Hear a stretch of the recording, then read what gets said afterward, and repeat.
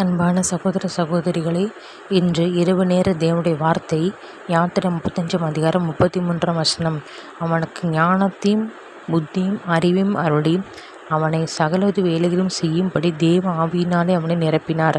இந்த வசனத்தை கேட்டுக்கொண்டிருக்கிற தேவ ஜனங்களே, இந்த வசனமானது யூதா கோத்திரத்தில் ஊரின் மகனான ஊரின் குமாரன் பெசலேயலை பார்த்து சொல்லுகிற வார்த்தை, கர்த்தர் சொல்லுகிற வார்த்தை.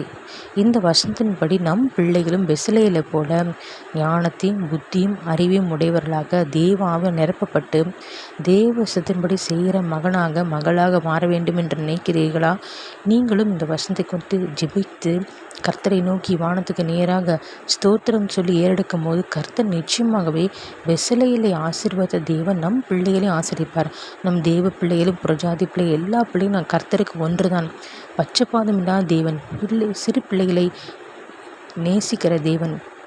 சிறு பிள்ளை வருகிறதுக்கு இடம் கொடுங்கள், பரலோக ராஜ்யம் அவர்கள் என்று சொன்ன தேவன். ஆகவே நாமும் பெசலேயலை போல் நம் பிள்ளைகள் இருக்க வேண்டும் என்று நாம் பிரயாசப்பட்டு ஜெபிக்க வேண்டும். ஏனென்றால் கர்த்தர் சிறுவர் மரணத்தில் தொங்கும்போது அவர் சொன்னார், எனக்காக அழாதீங்க, உங்கள் பிள்ளைகளுக்கு அழுங்கன்னு என்று சொன்னார்.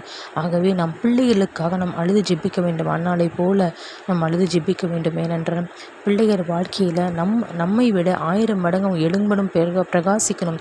ஜாதிகளை சொந்தமாக்க வேண்டும். கர்த்தருடைய சித்தம் நம் பிள்ளைகள் வாழ்க்கை நிறைவேற வேண்டும். அதற்கு பெற்றோர்கள் நாம் அவர்களுக்காக நாம் ஜெபிக்க வேண்டும். உங்களுக்காக ஜெபிக்கிறேன் கர்த்தாவே, ஸ்தோத்திரம் கர்த்தாவே. எங்கள் பிள்ளைகள் ஆண்டவரே, எங்கள் சபைக்கு வருகிற பிள்ளைகள் ஆண்டவரே, எங்கள் தேவ பிள்ளைகள் எல்லோரும் தகப்பனை பெசலேயலை போல நல்ல ஞானத்தையும் புத்தியும் அறிவும் உடையவனாக, தகப்பனேசப்ப உடையவளாக சகல வேலைகளையும் செய்யும்படி தேவ ஆவியினாலே நீங்கள் நிரப்பிடுங்கப்பா. ஸ்தோத்திரங்கத்தாவை துதி கன மகிமை யாவையும் இயேசு கிறிஸ்துவருக்கே செலுத்துகிறேன்.